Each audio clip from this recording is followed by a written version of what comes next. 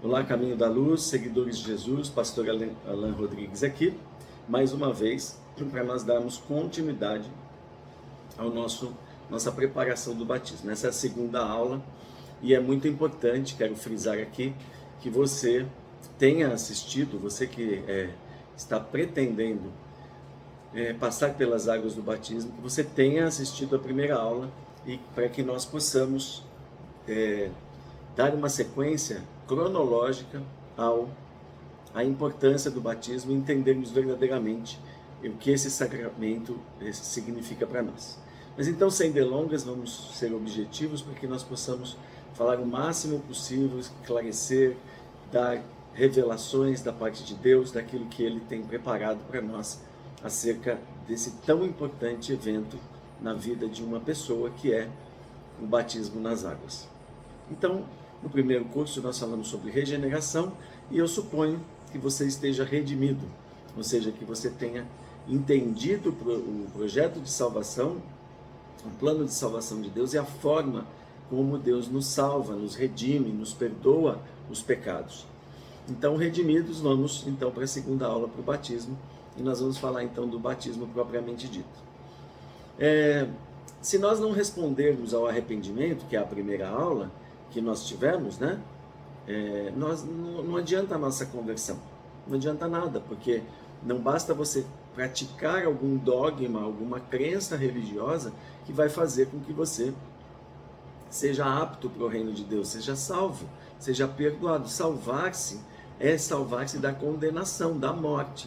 E nenhum ser humano está livre da morte. Como nós nos livramos da morte? No primeiro curso nós aprendemos que é por meio do sangue de Jesus e do seu sacrifício vicário, substitutivo, da sua morte gratuita por toda a humanidade, para todo aquele que crê. Então você não chega aqui, nesse ponto, nessa segunda aula, para se arrepender de alguma coisa. Você já chega arrependido. Quando você está caminhando para o batismo, você já está arrependido. O seu coração já foi tocado por Deus, já creu na palavra da pregação, né? Então você atende esse chamado. Então eu estou aqui tentando fazer uma compilação, um resumo de todas as informações mais básicas e fundamentais sobre esse plano de salvação. E o batismo faz parte dele. Não é só a revelação e o batismo. Temos outras coisas que fazem parte do plano de Deus, do conjunto da obra que Deus criou para toda a humanidade. Então é o conjunto dessas verdades que estão por toda a Escritura. Elas não foram criadas em algum tempo da história, não. Elas estão desde que Deus fundou o mundo. Então não é possível resumir tudo aqui. Então nós vamos aprendendo essas coisas. Quando você se converte, você vem para Cristo, você tem que estar na igreja, participar do ensino, para que você possa entender todo o plano geral de Deus. Então, essa base vai ajudar você a reconhecer essas verdades quando você encontrá-las nas Escrituras. Por isso que eu faço tanta questão, acho tão importante, Deus também acha isso, né? Que todos aprendam o conhecimento de Cristo Jesus. Então, vamos lá? Bom, nós vamos aprender então porque a figura do batismo é tão importante para nós, como Deus a trata e por que Ele determinou que essa fosse a forma por meio da qual nós responderíamos ao seu chamado. Como eu disse na primeira aula, o batismo não é dogmático, ou seja, ele não pertence a nenhuma religião. Ele não é uma crença específica de uma religião. É as Escrituras que nos apontam para a importância desse evento. E não é contemporâneo, ele não foi agora, não é de agora, não foi descoberto agora, e nem começa no batismo de Jesus. Ele não é religioso. O batismo, ele não está... O batismo bíblico, como volto a falar, o batismo das Escrituras, por isso que nós seguimos a Jesus. O batismo das Escrituras, ele não aponta para uma dogma, uma crença específica ou religiosa, e ele não pode também ser distorcido nem mudado. Ele tem um propósito e uma finalidade. Então, o meu objetivo é revelar para você a profundidade espiritual do batismo, como um modelo, uma figura que Deus instituiu para que nós nos tornássemos a semelhança de Cristo e parte da sua família. Você sabia que o batismo é uma cerimônia de casamento? É um contrato? Pois é, nós vamos ter muitas surpresas aqui. Deus se casou com o seu povo. Ele fez uma aliança, um contrato com o seu povo. Vamos fazer a leitura de Êxodo 19, de 4 a 8. Diz assim, ó: Deus falando para Moisés e para o povo lá no Sinai, no Egito, no deserto, após a saída do Egito. Ele reuniu o povo no meio do deserto, apareceu para eles e disse essas palavras: Vós tendes visto o que fiz aos egípcios, como vos levei sobre asas de águias e vos trouxe a mim. Deus fez os 10 prodígios lá no Egito e libertou o povo dele, os escravos. Agora, pois, se diligentemente ouvirdes a minha voz e guardardes a minha aliança, então sereis minha propriedade peculiar, uma propriedade única, que chamaria a atenção do mundo para Deus. É por meio daquele povo que Deus queria se fazer conhecido, uma propriedade exclusiva, um povo esquisito. Peculiar é esquisito. O que é esquisito? Nossa, olha lá, como eles são diferentes, entende? Um povo diferente. Dentre todos os povos, vocês serão um povo peculiar, diferente, porque toda a terra é minha. Deus não precisa selecionar um povo. Tudo é dele. Ele pode pegar o que ele quiser, mas ele resolveu transformar aquele povo num povo exclusivo, um povo que fizesse uma referência do seu nome. E vós me sereis um reino sacerdotal. Vejam, todos nós somos chamados para sermos sacerdotes e santo. Estas são as palavras que falarás aos filhos de Israel. E veio Moisés e chamou os anciãos do povo e expôs diante deles todas as palavras que o Senhor tinha ordenado. Então todo o povo respondeu a uma voz e disse: tudo o que o Senhor tem falado, faremos. E relatou Moisés ao Senhor as palavras do povo. Então houve um contrato, uma aliança, um casamento. Tem um contrato com regras do casamento. Em Êxodo 19:10 diz: Disse também o Senhor a Moisés: Vai ao povo, santifica-os hoje, e amanhã lavem ele suas roupas. Veja, a água começa a aparecer na relação aqui do Sinai entre Deus e os homens, tá? Ela não fica só aqui. Aqui ainda já é a história já se correu bastante tempo, né? A humanidade já foi formada, já houve dilúvio, então nós vamos falar disso depois. Mas aqui nesse momento vocês vejam que há o princípio da lavagem, da água. Êxodo 19:14. Então Moisés desceu do monte ao povo e o santificou e lavaram suas roupas. Veja que em Isaías 54:5 também Deus menciona esse relacionamento dele com aqueles que ele escolhe. Diz assim: porque o seu Criador é o seu marido, Senhor dos exércitos é o seu nome, o Santo de Israel é o seu Redentor, ele é chamado o Deus de toda a terra. Aqui Deus expôs as cláusulas do contrato para esse povo. Ele, num casamento, outro entendimento que não se usa quanto à relação de Deus conosco é o de que ele se torna nosso marido, né? Então ele expôs as cláusulas do contrato e sempre ele relaciona esse contrato a um casamento, um contrato de casamento, ok? Então, veja aqui, Deus firmou aqui uma aliança com o seu povo. Eu vou resumir bem, porque essa relação ela começa no versículo 19 de Êxodo, no capítulo 19 termina assim, explana tudo isso no versículo 34, né? São 14, 15, 16 versículos falando sobre esse assunto. Então a leitura é muito grande. Então no primeiro lugar, Deus mandou Moisés subir ao monte e lá ele passou todas as instruções a ele durante 40 dias e 40 noites, sobre os 10 mandamentos, sobre as instruções das leis morais, civis e cerimoniais, como eles deviam se portar quanto a Deus, quanto aos homens, em todas as questões legais. Toda a construção do tabernáculo, que representa Jesus, e tudo que o Evangelho representa por meio da lei. Ok? Então Moisés recebeu leis morais, civis e cerimoniais. Essas leis estão dentro desse contrato que Deus falou: eu proponho isso para vocês, te chamo para o casamento. A noiva, o seu povo disse: nós faremos tudo o que você mandar. Ela aceitou esse relacionamento com Deus, esse casamento com Deus, essa aliança com Deus, não é? E quando você se casa, a semelhança do casamento, quando você se casa, você não sabe, você está apaixonado, você está apaixonada, você se junta a uma pessoa, mas essa união pressupõe ter um contrato lá, divisão de bens, parcial, total de bens e assim por diante. Nesse contrato tem regras. Assim também Deus, quando se casou com o seu povo, propôs um contrato de casamento, com regras, com leis. Então pega essa revelação. Dificilmente você vai encontrar uma reflexão nesse ponto de vista. Aonde o aceitar Jesus, o vir para Deus, o se tornar uma pessoa de Deus, pressupõe um casamento indissolúvel, inseparável. Então o casamento é um contrato de aliança inquebrável. Ele tem regras, e se um dos lados descumprir, pressupõe o rompimento da aliança. Quando você vem para Cristo, você tem que aceitar esse contrato, essa aliança. É isso que significa aceitar Jesus.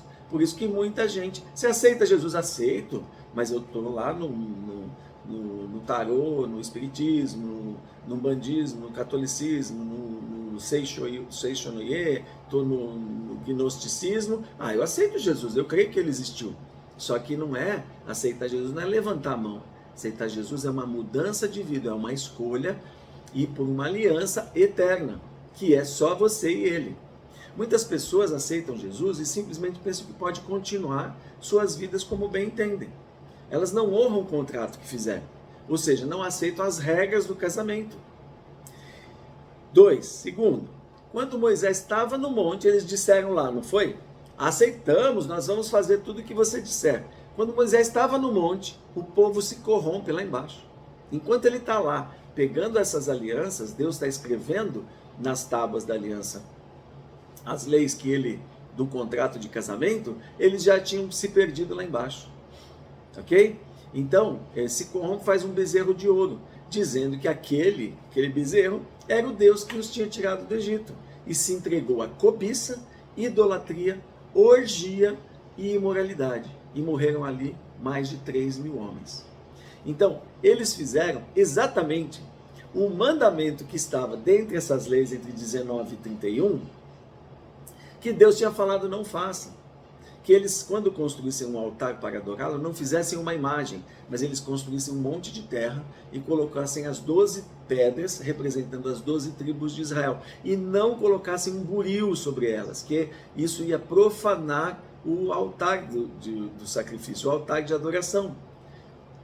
O que é um buril? Buril é uma talhadeirinha, é uma peça de ferro, uma ponta fininha que você faz o desenho na pedra, faz o desenho na madeira, faz o desenho no gesso, faz o desenho no ferro. Isso te lembra alguma coisa? Idolatria, imagens. Deus não tem imagem, a representação de Deus é o seu plano. Terra, um monte de terra, é você, homem criado pela terra. E as pedras representavam as tribos, não podiam ser pedras moldadas pela mão do homem, mas este plano total, tanto a terra, o homem criado à imagem e semelhança de Deus do barro, e as 12 pedras representavam uma obra divina que ele fez, sem intervenção humana. Por isso o altar tinha que ser assim. Deus mostrando mais uma vez, como eu disse lá na regeneração, não aceita intervenção humana no seu plano de salvação. Isso é maravilhoso. Então as pessoas têm que conhecer essas verdades para que elas não caiam em engodo. Então exatamente aquilo que Deus falou não faça, o Arão foi lá com o povo e fez, e colocou o seu buril lá, colocou a talhadeirinha, fez uma forminha, uma forma de um bezerro. Veja, a pessoa acabou de aceitar Jesus e ao mesmo tempo está contrariando as suas leis, as suas vontades. Esse não é o tipo de evangelho, de crentes, de cristãos que nós estamos ensinando a serem, nós a sermos na igreja. Nós estamos ensinando como nós devemos andar com Cristo. E isso é fundamental. Porque por isso que há tantos escândalos, por isso que há tanto desvio, por isso que a pessoa aceitei Jesus e logo em seguida volta para o espiritismo. Volta, tem gente que vai na igreja no domingo, na quarta-feira está no tarô. está consultando os astros, está consultando os seus ídolos na televisão, está se envolvendo com as coisas desse mundo. Eu vou dar um exemplo aqui para vocês contundente. Então Moisés, quando desce, pega as 2 tábuas que Deus escreveu, aquelas leis, os 10 mandamentos e todas as leis que ele tinha proclamado ao povo, e vê aquela profanação e joga as tábuas no chão, quebra os 10 mandamentos. Isso tem um significado. Só que Deus manda Moisés subir novamente e escreve novas tábuas, idênticas às primeiras. Só que dessa vez Moisés volta com o rosto resplandecente. Irmãos, Deus não faz nada, a Bíblia não está escrita para encher papel, para criar livros, criar historinhas de carochinha. Tudo que Deus faz, todas as mensagens que estão nas Escrituras têm um fundamento, uma base, uma mensagem que Deus traz para nós por meio de figuras, por meio de sombras. Então eu vou dizer para você o que significa. A primeira aliança, aquela que Moisés, as tábuas que Deus fez lá no monte e escreveu os 10 mandamentos, era a lei que não pode salvar. Pois pela lei ninguém será justificado. A lei aponta para os nossos pecados. Ela mostra o quão pecadores somos e quão impossível é para nós chegarmos na presença de Deus santos, lavados. Então veja que o povo, antes de Moisés descer do monte, já tinha desfeito a aliança. Eles não podiam obedecer pela lei. Na primeira aliança, a lei é escrita em pedras e não no coração. Traição e quebra de aliança. Eu vou mostrar para você o que eles fizeram, como é sério, para ver se você entende. A analogia é a seguinte: você se casa, o noivo se casa, naquela noite ele se casa. E quando ele chega no quarto do hotel, a mulher está com o camareiro. Você vai falar assim para mim: nossa, que exemplo pesado que você deu. Mas foi isso que eles fizeram. Eles já acabaram de casar com Deus e em seguida Moisés, quando desce com as tábuas da aliança para trazer o contrato de casamento para eles, eles já estavam dormindo com outro Deus. Eles já estavam se prostituindo. A prostituição é porque, quando a Bíblia fala de prostituição, ela não está falando da relação sexual homem e mulher. Ela está falando de que Deus é o nosso marido, é o marido da noiva, é o noivo da noiva. E, portanto, um casamento jura fidelidade. Quando você se bandeia para um Deus, para uma religião, para alguma outra crença que não seja do seu marido, você adultera. Olha que revelação extraordinária. Olha que profecia extraordinária. Como nós precisamos entender as Escrituras para nós estarmos firmes naquilo que cremos. Né? Foi isso que eles fizeram. Foi o que fizeram, disseram sim no altar, no Monte Sinai, e depois de alguns dias desistiram se prostituindo com o ídolo. Então nós vemos verdades importantíssimas aqui. A figura do casamento e da relação com Deus é indissolúvel, ela requer fidelidade, ela requer obediência e regras. E a segunda tábua que ele leva ao monte, Deus escreve novamente, representa a nova aliança em Cristo Jesus. Moisés intercede pelo povo, diz: não destrua esse povo, e sobe novamente. E Deus escreve de novo. Só que agora Moisés desce com o rosto cheio de glória, ninguém podia olhar para ele, estava resplandecente a glória do Espírito Santo. A segunda tábua, segundo os 10 mandamentos que ele escreve novamente, essa figura da primeira que quebrou e da segunda que agora permanece, é o Antigo Testamento, a lei, e a nova é o Novo Testamento, é Cristo. Esse é o símbolo, não foi escrito porque é uma historinha como a do Chapeuzinho Vermelho, como alguns dizem na internet, que a Bíblia é a mesma coisa que o Chapeuzinho Vermelho. Eles não sabem o que falam. A representação da nova aliança em Cristo é a segunda aliança. Já na segunda aliança, no Espírito, é revelada no coração, por isso a manifestação no rosto de Moisés, por isso ele vem em glória, resplandecente.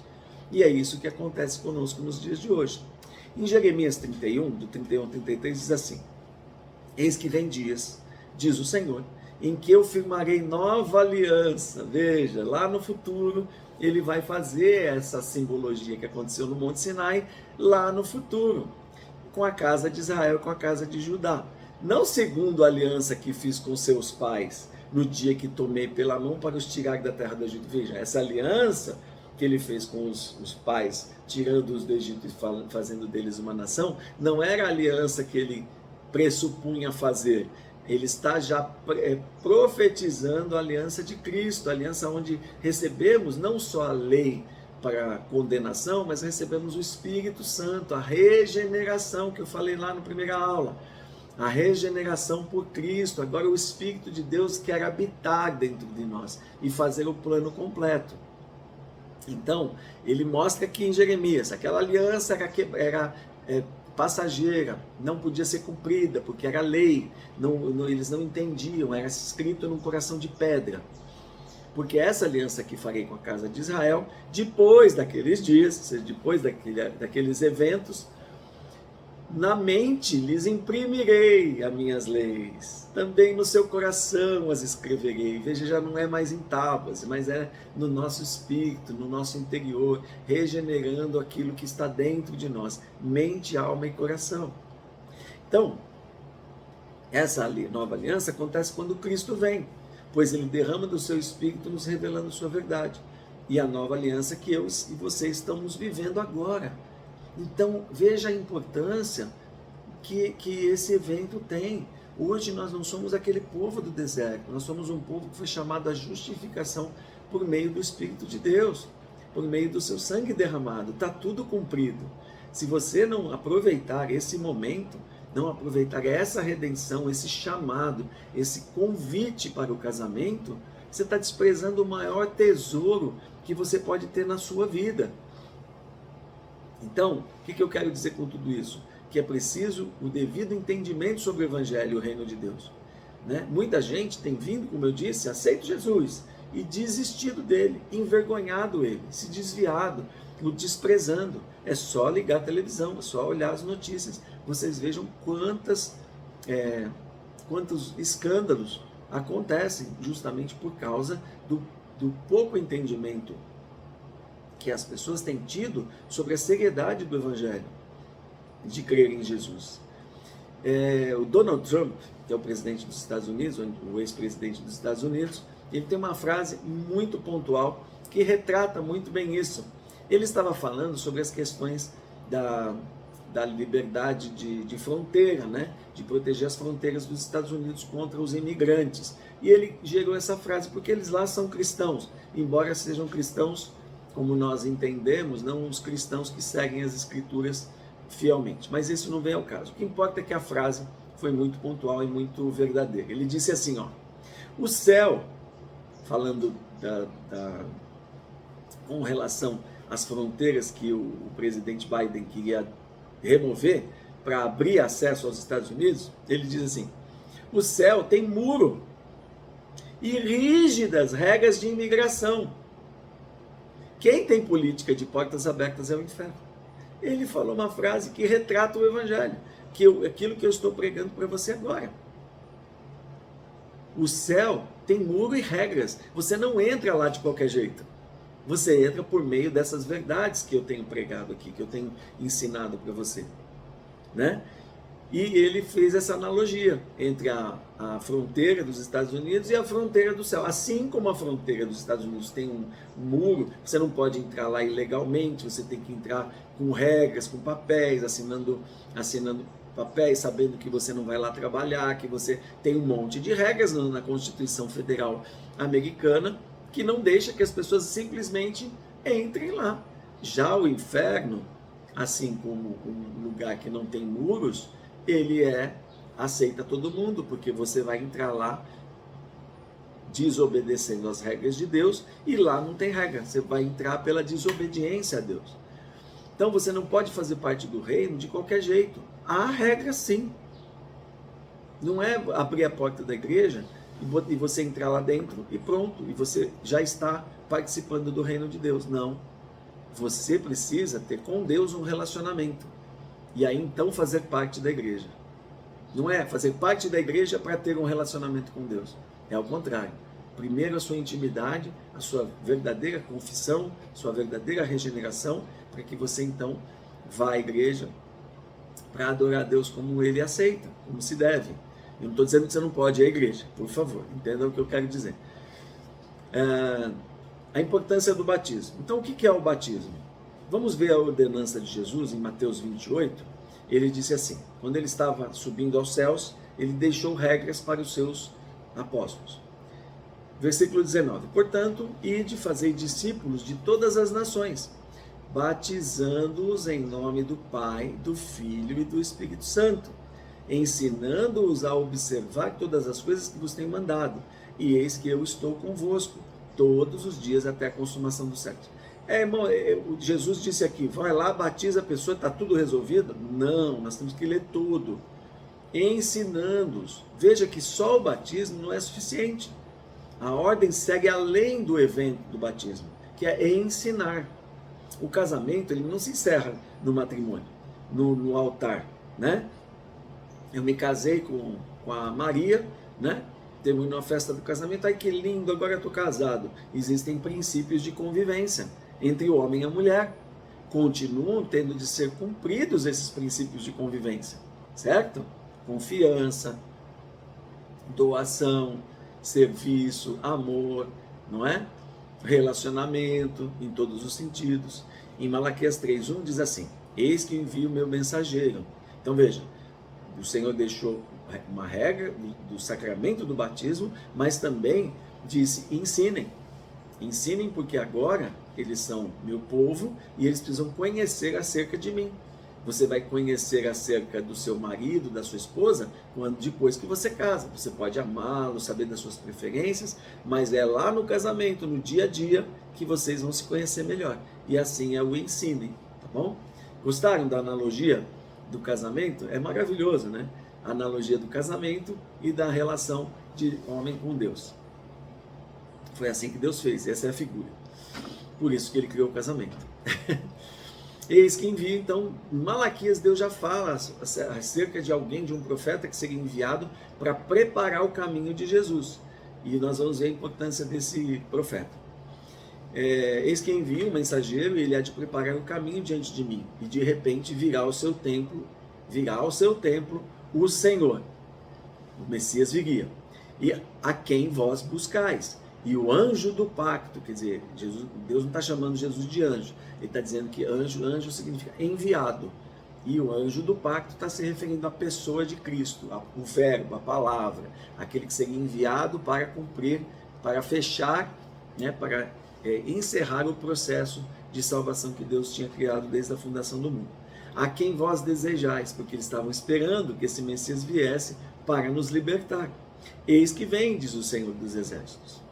Então a definição e o significado do batismo bíblico, eu vou relatar agora, eu vou fazer a leitura de Mateus 3, de 13 a 17, para nós podermos nos aprofundarmos em toda a estrutura do batismo.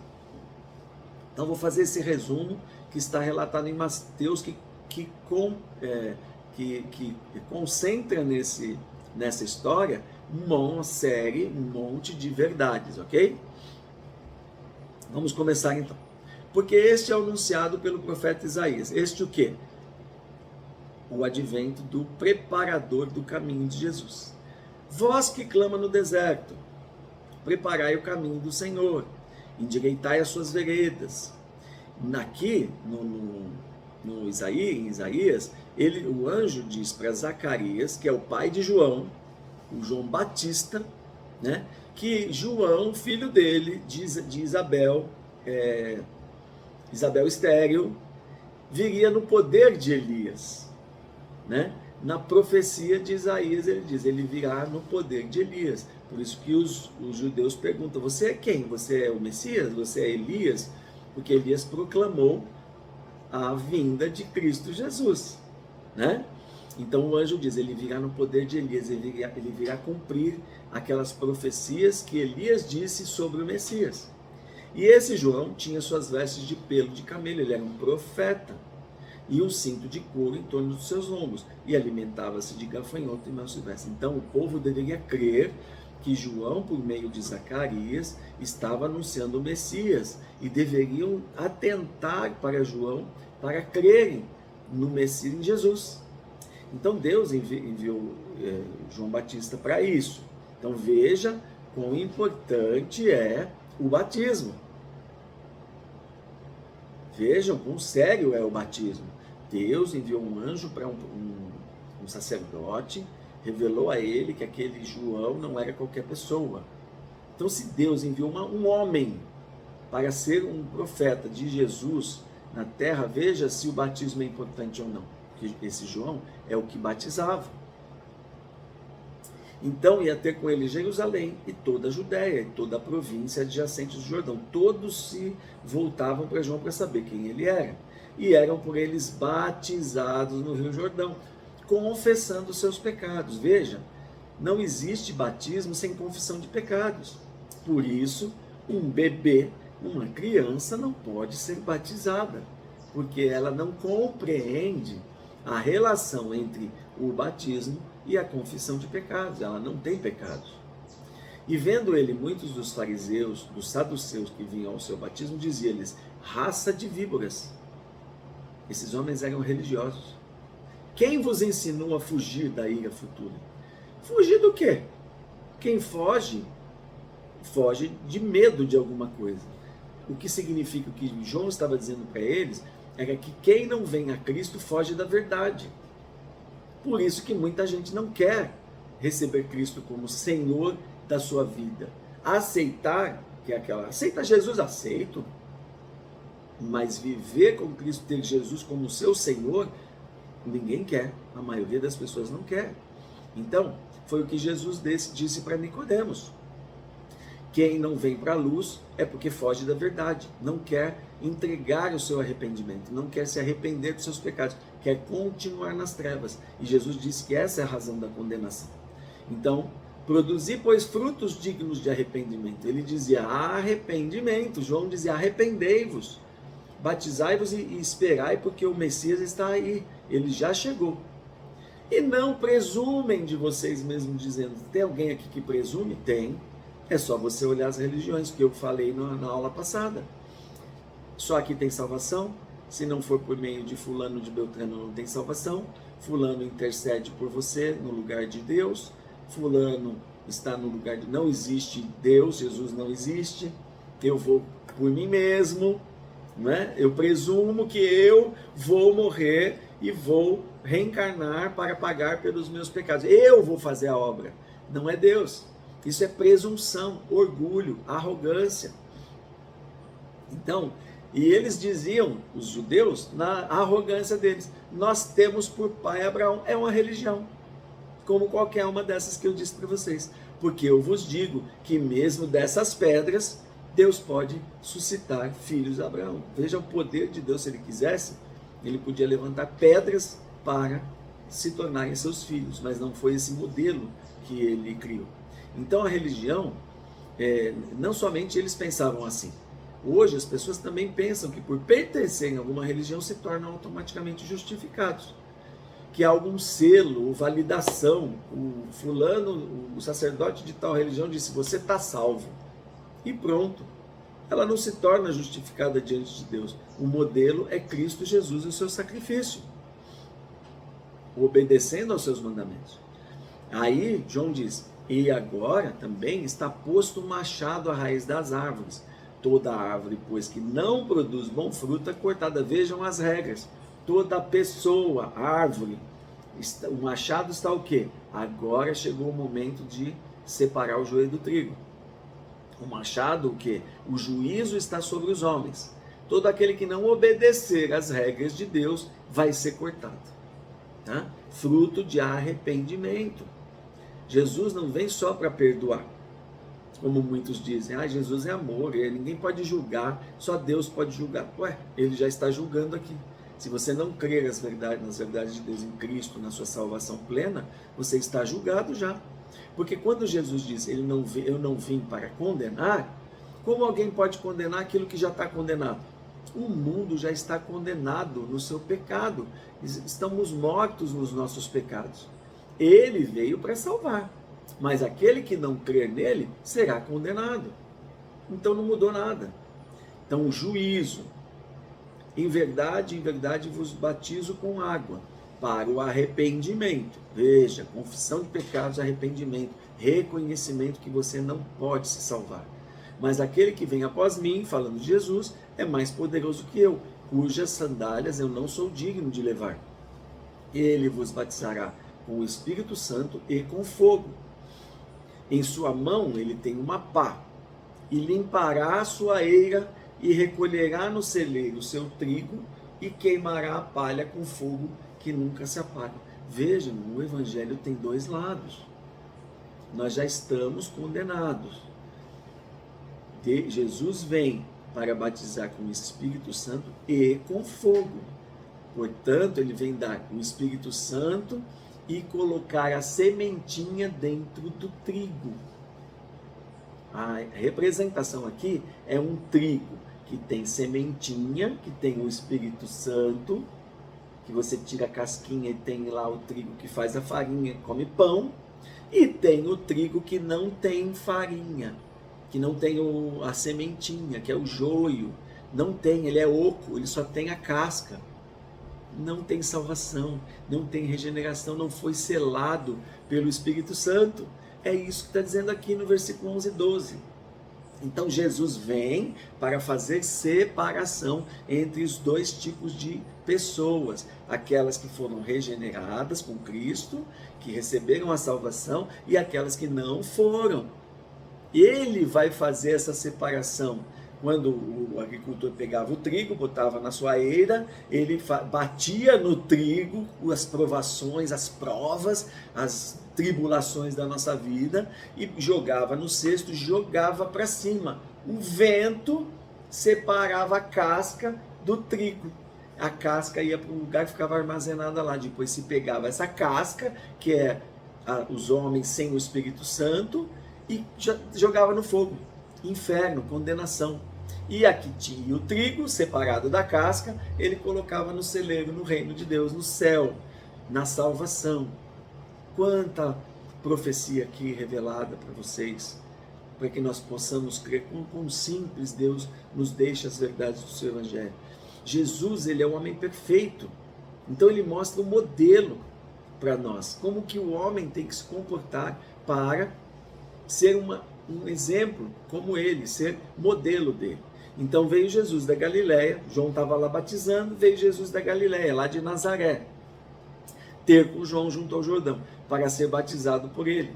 Mas João dizia, não, eu não posso ser batizado por ti, você que tem que me batizar. Jesus, porém, respondendo, disse-lhe, veja a palavra-chave, deixa por agora, porque assim me convém cumprir toda a justiça. Então ele permitiu. Então Jesus cumpre. Jesus tem pecado? Não, ele é o próprio Deus, ele não pode pecar. Então ele, sem pecado, mostra como que você e eu temos que nos comportar, nos batizando, para cumprirmos toda a justiça. Se ele cumpriu, e você então?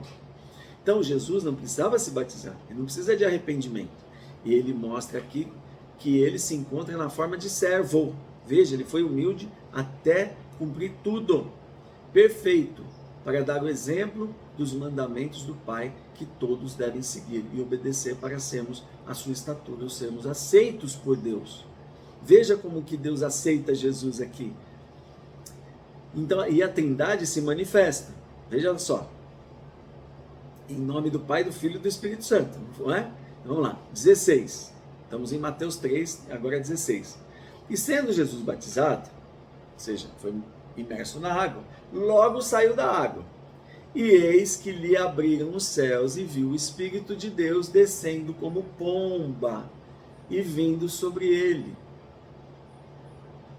Ele tornou-se um filho de Deus aqui. Ele tornou-se filho de Deus como modelo para eu e você. Deus não pode se tornar filho de si mesmo, mas como modelo, ele está mostrando um modelo que ele quer que nós sigamos. E eis que uma voz do céu dizia, este é o meu filho amado. Agora, Jesus se torna um filho de Deus. Primeiro ele se tornou filho de Deus por geração divina, em Maria. Ele não foi criado, ele foi gerado, ele foi incorporado em forma humana. Tá? Então ali filho também. E agora filho no modelo espiritual, Porque agora ele recebe a unção, o cheio do Espírito Santo, que é o que eu e você recebemos quando recebemos a Cristo como Senhor, quando fazemos o casamento e a aliança que ele está propondo aqui no batismo. E o Pai do céu confirma: este é meu filho amado em quem me alegro, me comprazo. Ok? Então veja, as 3 pessoas da Trindade estão presentes no batismo de Jesus: o Filho, o Espírito e o Pai. Assim também deve ser na sua vida. Deus tem que fazer parte integral da sua vida. Você tem que ter a palavra que salva, o Espírito Santo que te revela e te regenera para sempre, e a vontade do Pai expressa na tua vida. E aí eu pergunto, se antes não tinha a menção do Pai, do Filho e do Espírito Santo, porque eles não conheciam essa divindade de Deus, que Deus viria em forma humana, então ele seria chamado de Filho, né? Por isso que eles o rejeitaram. Como assim você quer se fazer filho de Deus sendo um mero humano? Eles mataram ele por isso, por blasfêmia. Você sendo um homem quer ser Deus? Porque se ele é filho de Deus, ele era Deus. Isso é prática, isso é gramática pura, hermenêutica pura, né? Quer ser filho de Deus, né? Sendo homem. Então muita gente não entende essa questão. Jesus foi batizado no nome de Adonai, do El Elohim, do El Shaddai, como era no costume tradicional judaico. Ele foi limpo pelo mandamento de Deus, ele cumpriu os mandamentos de Moisés. Aqui não existe o Pai, o Filho e o Espírito Santo ainda expressos na humanidade. Então aqui o Pai testifica e aprova que aquele ali agora então se tornou, após um ritual, o Filho de Deus. Por isso Jesus diz: deixa por agora, porque eu tenho que cumprir toda a justiça. Então ele permitiu. Então ele nos aponta, ele nos mostra o modelo que ele determinou que seguíssemos, por causa de tudo que esse modelo representa. Uma aliança, um sim da sua parte, da minha parte, dizendo: eu sigo o modelo que o Senhor me deixou. O modelo perfeito planejado por Deus desde o princípio da humanidade. O homem regenerado pelo Espírito Santo. Esse é o que Deus pretende para mim e para você. Então, para sermos aceitos por Deus, nós temos que tornarmos semelhante a Cristo. O batismo não é um dogma, não é uma coisa inventada, é algo que o próprio Deus instituiu como regra. Vamos lá. Então, o que representam as figuras bíblicas? Só para você entender esses modelos. Deus se expressa na Terra por meio de figuras. Tudo que Ele criou tem um significado. Às vezes eu já expressei aqui um monte de significados. Desde o altar lá, de barro, de terra, com as 12 pedras. Tudo Deus vai colocando figuras. São expressões de linguagem que Ele vai nos fazendo entender por que Ele fez as coisas como fez. Por isso, a palavra diz: assim na terra como no céu. É a própria oração de Jesus: se faça a tua vontade assim na terra como no céu, porque Deus imprimiu o que Ele é na terra. Tudo que existe representa Deus, representa Cristo. Então, por isso que Jesus ensina nessa oração: venha o teu reino, seja feita a tua vontade na terra como no céu. Colossenses 1,17: e Ele é antes de todas as coisas, e todas as coisas subsistem por Ele. Então veja, a água, a terra, o mar, o fogo, tudo representa Cristo. Tudo é sustentado por Ele, pela sua vontade. Deus não criou a pedra para ser pedra, nem a água para ser água. Ele criou como simbolismo. Então, vamos ver um pouquinho dessas figuras, dessas coisas que Deus criou. A figura da água. Quais as propriedades da água? A água é imutável. Ela não pode se mudar. A água estava no princípio de tudo. Quando Deus criou a terra, a água estava lá. Ela é inesgotável, ela não se mistura com nada. Se você pegar água, misturar com óleo, com petróleo, com esgoto, ela vai continuar sendo água. Ela vai estar contaminada, mas vai ser água. E aí, quando ela evaporar, ela volta a ser água novamente. A água simboliza e representa a palavra de Deus, que inunda toda a terra.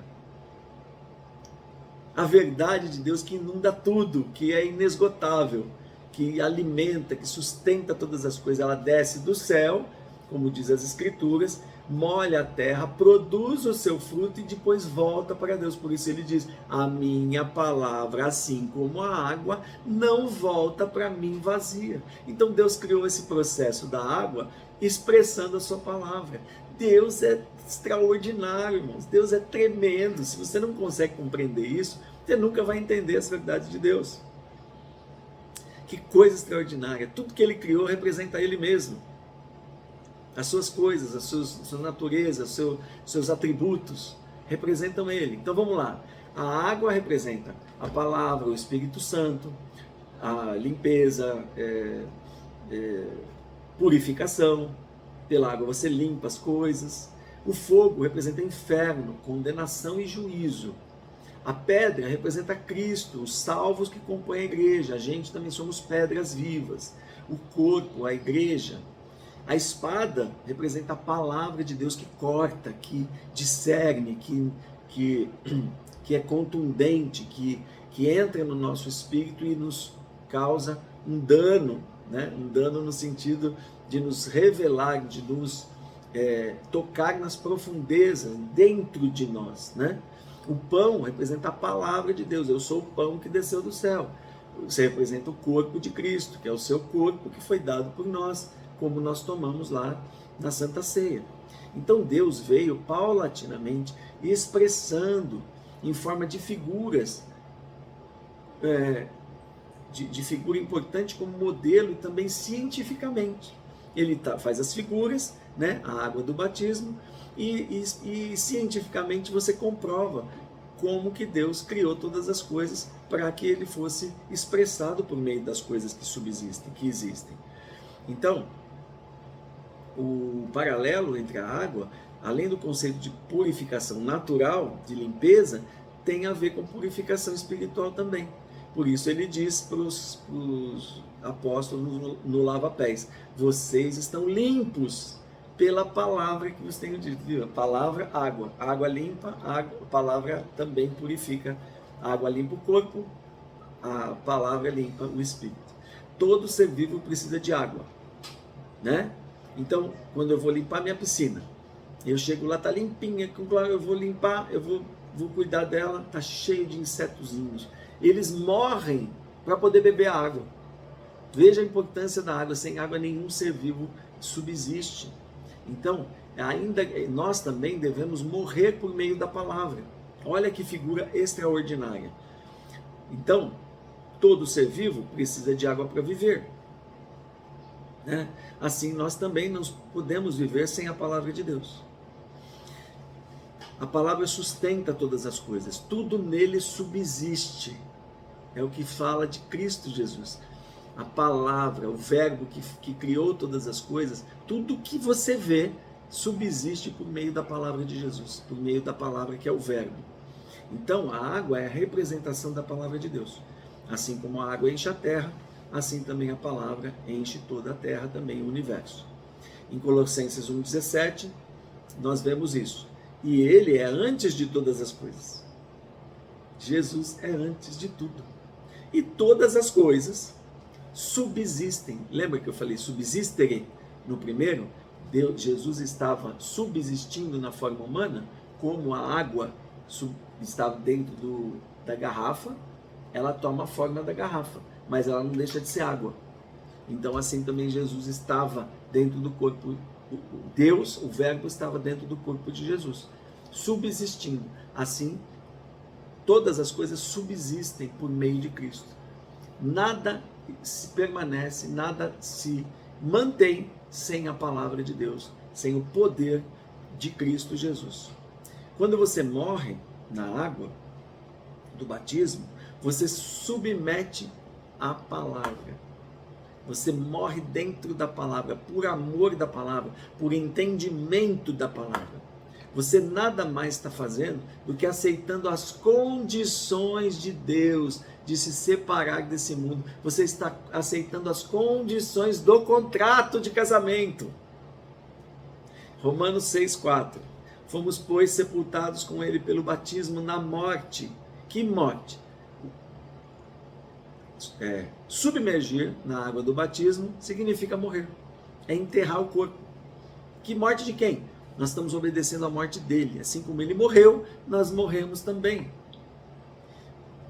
E como Cristo foi ressuscitado dentre os mortos pela glória do Pai, assim andemos nós em novidade de vida. Quando você sai da água, e logo saiu da água e o Espírito Santo desceu sobre ele. Quando ele saiu, é o símbolo da sua ressurreição. Então o batismo representa o casamento com Deus. É quando você diz: eu quero morrer para este mundo. Eu aceito as suas condições. Eu aceito me casar contigo. Eu aceito receber todo o plano que está inserido na pessoa de Cristo Jesus. Eu morro com ele para esse mundo e vivo para ti. Eu sou sua noiva agora. Sou teu filho. Eu sou tua igreja.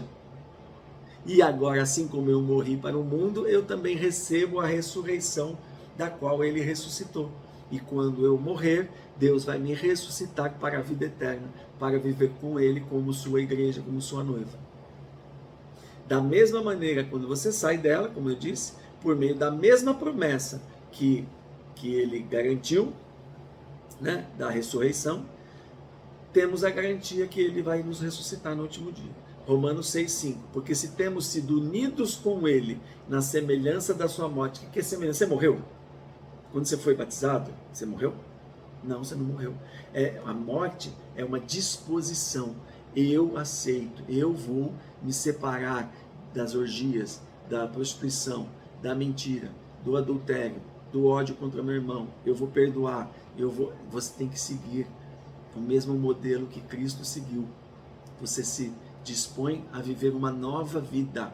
Veja, temos sido unidos nele na semelhança da sua morte. Agora eu não faço mais o que eu quero. Eu tenho um esposo, um marido, eu tenho um Deus, um noivo, eu tenho um Senhor na minha vida. É muito duro quando você vê alguém aceitar Jesus, se batizar e voltar a praticar tudo que o mundo... Pior ainda, tem gente que volta pior. Volta para situações mais profundas de degradação ainda, porque não entendem essas coisas. Então, semelhante, quando saímos da água, é um símbolo de ressurreição. Essas são as promessas que Deus deixa no batismo. Por isso ele diz: quem crer e for batizado será salvo, porque ali está a figura que ele criou para que nós crêssemos e obedecêssemos. Eu quero fazer um resumo breve para vocês entenderem aonde está a água no Velho Testamento também. Quando ele diz, nas Escrituras também, então, e nessas verdades. Em Nicodemos, em João 3, Jesus fala para Nicodemos. Nicodemos pergunta, Jesus diz: vocês têm que nascer de novo. Ele falou: eu posso voltar para o ventre da minha mãe e nascer de novo uma segunda vez? Então Jesus disse: quem não nascer da água e do Espírito, água, palavra e batismo, palavra lá como símbolo da água que eu expliquei, e o Espírito, selo da promessa. Você, quando é regenerado intimamente, o Espírito Santo habita em você, ele vem habitar em você, tá? Não pode entrar no reino de Deus. Para a samaritana, lá no poço de Jacó, o que ele diz? Me dá água para beber. Ela fala: mas você é um judeu. Aí ele fala assim: olha, se você soubesse quem está falando com você e que a água que eu tenho para te dar, você beberá e nunca mais terá sede, né? Quem beber dessa água que você está bebendo terá sede de novo, mas a pessoa que beber da água que eu lhe der, que água? É o Espírito Santo. O Espírito Santo como água, o Espírito Santo como aquele que revela a palavra, o verbo. Então ele diz: se tornará uma fonte de água que dará vida eterna. Viu? A referência da água do batismo, do Espírito Santo, de beber a água de Jesus, de se batizar. 1 Coríntios 10, vamos lá para o deserto. E todos, Paulo falando aos Coríntios, e todos beberam de uma mesma bebida espiritual. Ele está falando lá do povo do deserto, porque bebiam da pedra espiritual. Olha Jesus como pedra. É uma pedra, aí se pega uma pedra e bebe água dela. É figurativo, são figuras da pedra espiritual que o seguia. A pedra de certo ia andando. Não, o seguia o que? Era a promessa. Deus estava, a palavra, Cristo estava seguindo eles. E Cristo, sendo a pedra, bebiam da pedra. Moisés bateu na pedra e ela soltou água. É o simbolismo. Cristo como aquele que é o verbo, que dá para nós o Espírito Santo e a sua palavra de vida eterna. E aí Deus diz assim, pedra espiritual que o seguia, e a pedra era Cristo. Mas Deus não se agradou da maior parte deles, pelo que foram prostrados, morreram no deserto. Essas coisas foram exemplos para nós, para que não cobicemos as coisas más, como eles cobiçaram. Eu acabei de falar, não foi? A pessoa vai, passou pelo batismo, aceitou Jesus e continua vivendo uma vida que não condiz com o contrato, com o casamento que ela fez com Jesus. Então, tudo está ligado. Deus fez tudo com intenção e não por acaso. E quando nós somos revelados dessas verdades, a gente começa a entender a Bíblia melhor. Então, como é feito o batismo? Por imersão ou por aspersão? O que significa a palavra batismo em hebraico? Ela diz tevilá, que é o ato de submergir o corpo de alguém completamente dentro da água. Eu até peguei a terminologia aqui do grego, que é o étimo, né, grego, que é bapto, né, o qual se acrescenta o sufixo ismos, baptismos, para formar irredavelmente, quer dizer, sem sombra de dúvida, a palavra imersão, posto que exatamente essa é a etimologia do verbo, né? Batizem é imergir, mergulhar. Então não há nenhuma outra referência linguística que possa nos remeter a outra coisa que não seja mergulhar e submergir, imergir. Então antes, o batismo era temporário. Antes, na lei, se lavavam e se purificavam segundo a lei, porque Deus tinha mandado. Então, vocês se lavem antes de... Vocês não toquem no morto. Quem se tocar no morto tem que se purificar, tem que se lavar com água, ficar 7 dias separado. Então eram regras humanas,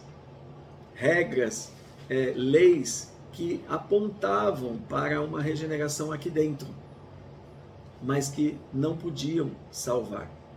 Eram limpezas, embora eles não usavam sabão. Eles tinham um conceito tanto de limpeza, de se limpar das coisas externas, mas também a limpeza para eles era um significado muito, era uma limpeza espiritual, uma purificação espiritual. Eles acreditavam que era aquela água que os limpava, mas não era. O que limpava era a fé naquilo que eles estavam fazendo, e não a água tinha algum poder de fazê-lo. Então era por fora. O batismo deles, a purificação dos judeus, por meio da lei de Cristo, de Deus, era por fora, era religiosa. Agora, o batismo que nós estamos pressupondo é um batismo permanente, que o Espírito Santo faz parte. Lembra das primeiras tábuas? Era essa lei por fora. Era a lei que não podia salvar, por isso Moisés joga elas no chão. Mesmo com eles, nós vamos fazer, logo já estavam lá com o ídolo. E Moisés jogou as tábuas no chão e as quebrou. A lei não podia salvar. Ele volta e pega a segunda lei, que agora é permanente, cheia do Espírito Santo, por isso o resplendor do seu rosto. Agora o batismo de João tinha um caráter único e permanente, porque é um sinal de regeneração já obtida na fé. Quando você chega na água do batismo, você já creu. Você tem que chegar na água do batismo já confessando Cristo como Jesus, como os seus pecados, você já se arrependeu deles. Não é a água do batismo que vai levar os seus pecados. Tem gente que quer fazer, tem que ser no rio, para levar o mais longe possível. Eu vi esses dias na internet um povo se batizando diversas vezes para ter certeza que tinha sido limpo. Isso é ignorância, desconhecimento total das Escrituras. A nossa regeneração é interna e não externa. Ela acontece na alma, na mente e no coração. Por isso Deus fala lá em Jeremias. Lembra que eu li? Então, uma curiosidade muito interessante é que João batizava justamente no Jordão, na passagem que eles iam para Jerusalém, né? Para que a sua pregação fosse contundente. Então ele pegava ali todo tipo de gente, todo mundo religioso tinha que passar por João, e João, arrependam-se, raça de víboras, deixem os seus pecados, o Messias chegou, agora a regeneração tem que ser do íntimo do coração, vocês têm que se despojar das suas obras mortas, né? Chega desse banho ritual que vocês fazem, vocês têm que lavar o coração de vocês, reparem de pecar, né? E eu poderia citar aqui todos os nossos pecados que nós já aprendemos antes, e nós muitas vezes não consideramos pecados, mas o Espírito Santo nos convence de todo o pecado, né? Então, João falava, agora o Messias vai batizá-los com Espírito e com fogo, chegou o machado, agora quem não produzir boas obras, vai ser cortado, recebam aqui o perdão dos seus pecados pelo Messias, ele vai dar o Espírito Santo para vocês e vai fazer vocês entenderem que vocês são pecadores. Então, purificando os pecados intimamente. Em Efésios 4 diz assim, há somente um corpo, e um corpo que se diz, que está falando da igreja, somente uma igreja, e um Espírito, como também fostes chamados numa só esperança de vossa vocação. Há um só Senhor, uma só fé e um só batismo. Um só Deus e Pai de todos, o qual é sobre todos e age por meio de todos e está em todos. Ele está falando da unidade da igreja, da verdade do sacramento do batismo, que não existem vários batismos, é só este aqui, que regenera o homem por meio da crença na fé do Filho de Deus, e numa vida de regeneração, de vida mortificada juntamente com Cristo, a exemplo de Cristo Jesus. Qualquer outro batismo fora desse não tem valor nenhum, tá bom? Por que imersão? A imersão é um sepultamento. Todo mandamento de Deus não é em vão. Tudo tem uma representação, uma figura. Assim, o sepultamento do corpo deve ser inteiro, irmãos. É simples assim. Uns podem acreditar na aspersão, em outras formas de batismo, mas o que mais representa a figura de alguém que está sendo sepultado é a imersão por inteiro. Então, vamos lá. Você morreu para suas práticas mundanas, certo? Para todos os padrões desse mundo caído. Suas crenças, religiões, práticas e conceitos. É isso que significa. Você tem que morrer de corpo inteiro. Você não pode deixar só a sua mente e a sua língua de fora. Você não pode deixar a sua cabeça, enterrar a cabeça e deixar o zóio. Eu costumo dizer aqui em Minas Gerais, né? Faz zóio, né? Então eu não posso deixar o zóio. E nem o linguão, que você fala mal das pessoas, que você maldiz, né? Tem uma palavra bíblica que retrata isso, mas eu não lembro agora, né? Com a língua, né, nós amaldiçoamos o nosso irmão, né? Então, veja, você não pode enterrar uma parte do seu ser, você tem que ser regenerado inteiro. Por isso que a imersão, você tem que ser mergulhado nas águas. Você, quando você enterra um defunto, morreu o seu cachorrinho, você enterra só as patinhas, só o rabinho dele, ou um parente seu falece e você joga uma pá de terra nele, está enterrado? Não, você enterra o defunto, o defunto por inteiro. Ele é enterrado totalmente sobre a terra. Assim também no batismo deve ser por imersão, ok?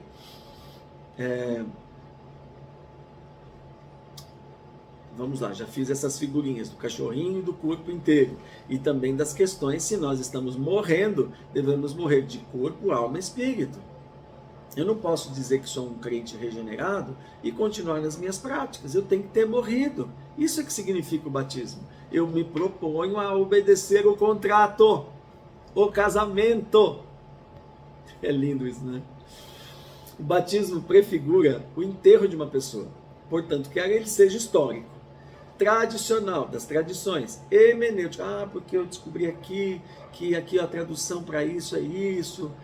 Dogmático, ou seja, alguém criou um dogma, uma crença sobre aquilo. Eu vou batizar essa criança e ela vai ser perdoada dos pecados de Adão. O linguístico, a gente encontrando ali nas formas linguísticas, como eu disse, do grego, uns podem entender de um jeito ou de outro, mas só há um entendimento. O sepultamento batismal, o da imersão completa. Não tem outro jeito de você figurar alguém que morre, Alguém que morre precisa ser enterrado inteiro, e até mesmo por causa dessa figura da mudança de vida, daquele que morreu, que agora não peca mais. Não que isso não aconteça. Nós continuamos pecadores, mas nós vivemos numa novidade de vida. Nós não pecamos por deliberação, por pecados contumazes, pecados, práticas de pecado. Nós pecamos, nos arrependemos, mas vivemos uma nova vida. Então, primeiro o Espírito convence do pecado pela palavra, pela água.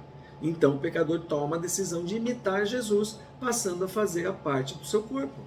Depois que o homem compreende a graça, que é a primeira aula que eu dei, ele crê na mensagem, então a fé, pela fé o homem passa a querer realizar tudo que Jesus também fez. Isso é um sinal claro de que alguém se converteu. Ela corre para a água do batismo. Eu quero, eu preciso. Meu Deus, não volta hoje. Eu ficava assim quando eu me converti. Jesus, não volta hoje, eu preciso me batizar. Como se o batismo pudesse me salvar. Eu já estava salvo. Só que o batismo era uma maneira que eu queria agradar a Deus, cumprir com todas as suas vontades.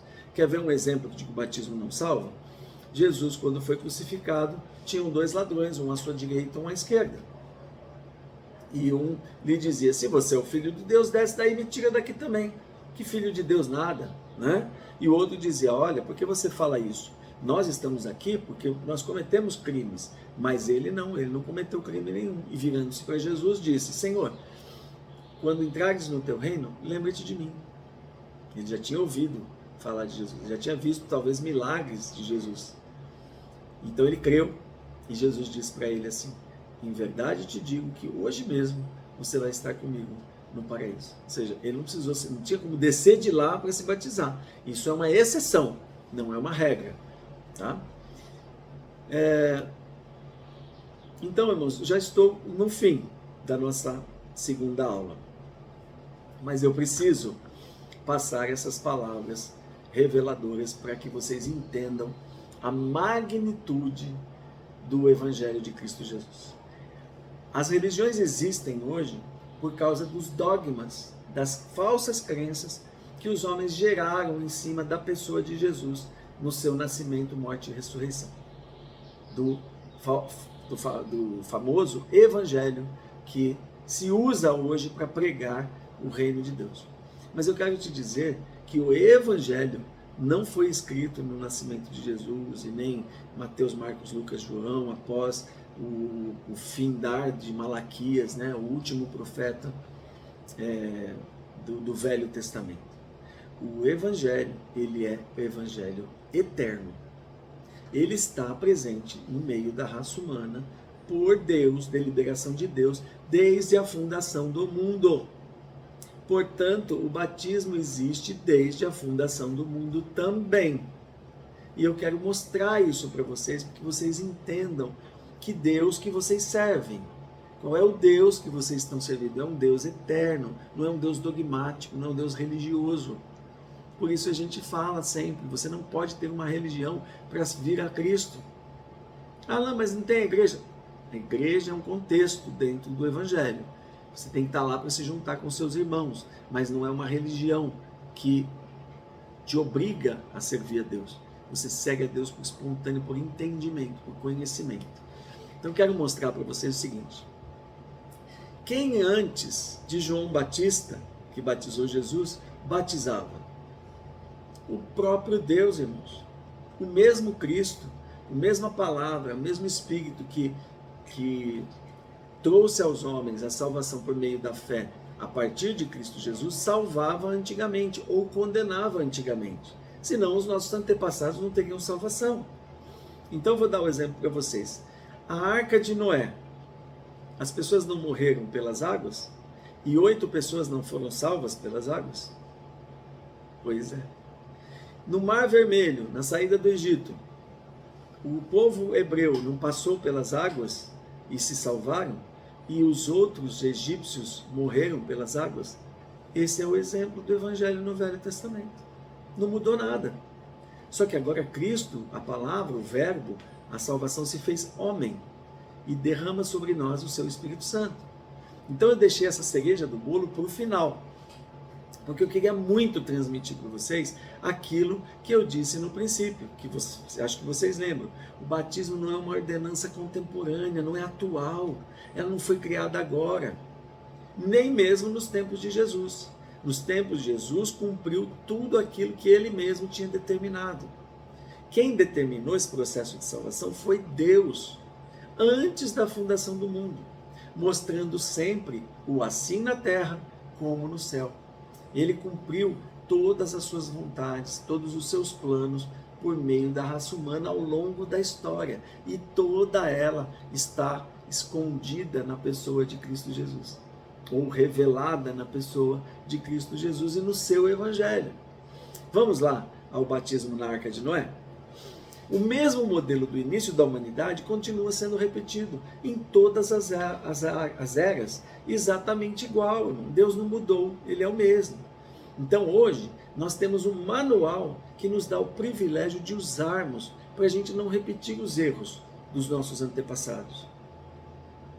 Eu gostaria eu peço ao Espírito Santo que Ele ilumine você, para que você corra para esse Cristo, não para o batismo em si, mas corra para esse Cristo, porque Ele está te dando pelo Espírito Santo a oportunidade de você conhecer a Deus intimamente, como as outras pessoas, a maioria não conhece. Então, ainda assim hoje, mesmo conhecendo, essas verdades, as pessoas ainda têm desprezos por esses ensinos, não querem aprender. Vamos lá, 1 Pedro 3,21. Porque também Cristo morreu uma só vez pelos pecados, o justo pelos injustos, para levar-nos a Deus, sendo na verdade morto na carne, mas vivificado no Espírito. No qual quem? No Espírito. Pregou aos espíritos em prisão, os quais no outro tempo foram rebeldes, quando a longanimidade de Deus esperava nos dias de Noé. Irmãos, Pedro está relatando o evangelho que foi pregado lá nos pré-diluvianos. Vocês conhecem o dilúvio? Pois é, os pré-diluvianos é o povo que foi pecando, aborrecendo a Deus constantemente. Deus, o Espírito Santo, pregou a palavra de Cristo. Olha aqui, ele falou de Jesus, morto e ressuscitado. No qual, quem? No Espírito Santo de Deus, Jesus pregou aos espíritos em prisão, em pecado, não é no inferno. Jesus não foi no inferno pregar para aqueles que já haviam sido condenados, não. Ele está fazendo a referência que eu estou ensinando para vocês, que o mesmo modelo do batismo em João Batista com Jesus, se fez lá no pré-diluviano, quando Deus enviou o dilúvio. Por que Deus inundou a terra de água? Por causa da sua palavra, porque Noé era um tipo de Cristo. Ele pregava, gente, vai chover. E o povo dizia, você está louco. Eles foram rebeldes até o fim. Então, pregou os espíritos em prisão. Todo pecador está preso no pecado. Não é no inferno que eles estavam presos à desobediência. Os quais no outro tempo foram rebeldes, quando a longanimidade de Deus esperava nos dias de Noé, quando se preparava a arca, na qual poucas, isto é, 8 almas, se salvaram através da água. E aí no 21 ele fala o que eu estou ensinando para vocês, que também agora, por uma figura, o batismo vos salva, o qual não é o despojamento da imundícia da carne, ou seja, não é lavar a mão, lavei o corpo e estou limpo diante de Deus, não, mas uma indagação de uma consciência para com Deus. Meu Deus, eu estava condenado, e agora, por meio de Cristo, e entregando a minha vida, morrendo para esse mundo, eu estou salvo. Uma indagação, algo que você questiona, que é feito com o intelecto, com o coração e com a alma. Então, naquela época, em Noé, o batismo já existia. As almas foram salvas pela palavra, pelo batismo, pelas águas. Então, Noé e seus 3 filhos escaparam pela arca por meio da promessa. Deus jurou, disse, eu vou inundar a terra. Construam uma arca e creiam em mim. Confiem na minha palavra. e preguem o evangelho. Olha, lembra que eu disse? Batizando e vos ensinando o evangelho. Então, preguem a palavra. Noé pregou 120 anos e aquele povo não creu até que a água, representada pela palavra, e o batismo que eles não receberam. Noé recebeu o batismo com seus filhos e aquele povo foi morto porque não confiou e não se batizou. Então a mesma água que salva, ela também condena. Ou seja, a mesma palavra que salva também condena. O mesmo evangelho que é recebido por uns não é recebido por outros. Ok? Então a indagação de uma boa consciência para com Deus pela ressurreição de Cristo. Indagação significa que agora nós já não fazemos as coisas religiosamente, mecanicamente, dogmáticas ou por tradição. Deus não quer um culto gnóstico, místico, né? Algo que esconde um segredo. Não, de forma nenhuma. Nosso culto é racional. Nós entendemos a razão pela qual nós recebemos a Cristo e o seguimos, né? Ele tem uma razão de ser feito, com consciência. É isso que significa indagação. Nós pensamos o que eu mereci entender que Cristo morreu por mim. Então, quais os princípios aqui na história de Noé? Pega essa visão. O pessoal gosta de falar isso, né? Dá um impacto na palavra. Seja revelado. A pregação, Noé pregou, Noé avisou. Deus vai inundar a terra. Arrependam-se, mudem de vida, deixem a rebelião. E eles se rebelaram e receberam o juízo, ou seja, consequências. Pelo batismo, uns foram salvos e outros condenados. A água, a palavra que salvou uns, condenou aos outros. Jesus avisa: quem crer e for batizado será salvo. Quem não crer será condenado. O mesmo modelo de Jesus é o modelo do dilúvio. Igualzinho. O Deus que salvou na vinda de Jesus, Jesus que salvou na vinda dele, em 2000 anos atrás, também salvava lá há 6 mil anos atrás. É o mesmo Deus, ele não mudou. Só que agora ele se fez homem. E ele está disponível para você. E se você rejeitar, você também não tem salvação. Vamos para o Egito? No Egito nós vemos claramente o modelo ou figura de redenção proporcionada por Deus. Tem o mesmo modelo desde a criação do mundo. Deus proporciona o sacrifício de Jesus na porta das casas dos hebreus. Não pegou o cordeirinho lá de Abraão, que substitui Isaac, que eu contei na outra pregação? Passou o sangue dele nos umbrais da porta, na cruz, né? Nas casas que figura a sua crucificação. E depois ele leva eles fogem, não fogem? Fogem da onde? Do mundo. O crente que recebe Cristo, que eu falei no curso passado, na regeneração, agora eu tenho Jesus, eu não quero mais esse mundo, quero sair dele.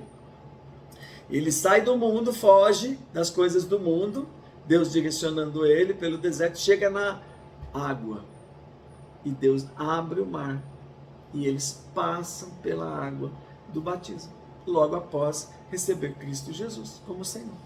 Vamos ler 1 Coríntios 10? Não quero, 1 Coríntios 10, versículo 1. Pois não quero, irmãos, que ignoreis que os nossos pais estiveram todos debaixo da nuvem e todos passaram pelo mar. Ele está falando do povo egípcio, o povo hebreu que fugiu do Egito. E na nuvem e no mar todos foram batizados em Moisés. E todos comeram do mesmo alimento espiritual, da palavra. E beberam todos da mesma bebida espiritual, da palavra. Porque bebiam da pedra espiritual que os acompanhava, e a pedra era Cristo. Mas Deus não se agradou da maior parte deles, pelos que foram prostrados no deserto. Então veja aqui novamente, o plano de salvação sendo oferecido, e muitas pessoas recebendo e crendo, e outras pessoas não recebendo e não crendo. Por isso ficaram prostrados, morreram no deserto. Ok? E aí ele exorta: não vos torneis, pois, idólatras, como alguns deles, conforme está escrito: o povo assentou-se a comer e a beber, e levantou-se para folgar. Nem nos prostituamos, com alguns deles fizeram, e caíram num só dia 23 mil. Quais os princípios que nós temos aqui? Houve a pregação, houve o arrependimento pela fé, houve a mudança de vida. A mesma coisa, houve a rebelião e o juízo veio. Quais as consequências? Salvos e condenados. A água, a palavra que salvou uns, condenou a outros. Amém? Então vamos à conclusão dessa nossa segunda aula. Eu louvo a Deus por esse tempo.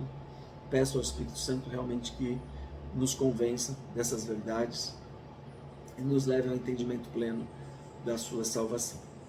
Então agora, de posse de todas essas verdades, nós temos a capacidade de entender plenamente que estamos alinhados, caminhando em fundamentos firmes, que é a verdade de Deus exposta diante de nós, para nós podermos decidir qual será a nossa escolha. Amém? Vamos orar então. Pai querido, Pai santo, eis aí a tua palavra, as tuas verdades, o teu plano de salvação e de redenção para os homens. Que o Senhor então fale profundamente, como diz, que a tua palavra é como espada de dois gumes, que discerne juntas e medulas, que vai até o profundo da alma, consegue discernir os pensamentos dos homens. Assim eu te peço que o Senhor venha pelo teu Espírito convencer-nos do pecado e da salvação tão maravilhosa que o Senhor nos preparou. Assim eu oro por todos, no nome de Jesus e no poder do teu Espírito Santo. Amém, irmãos.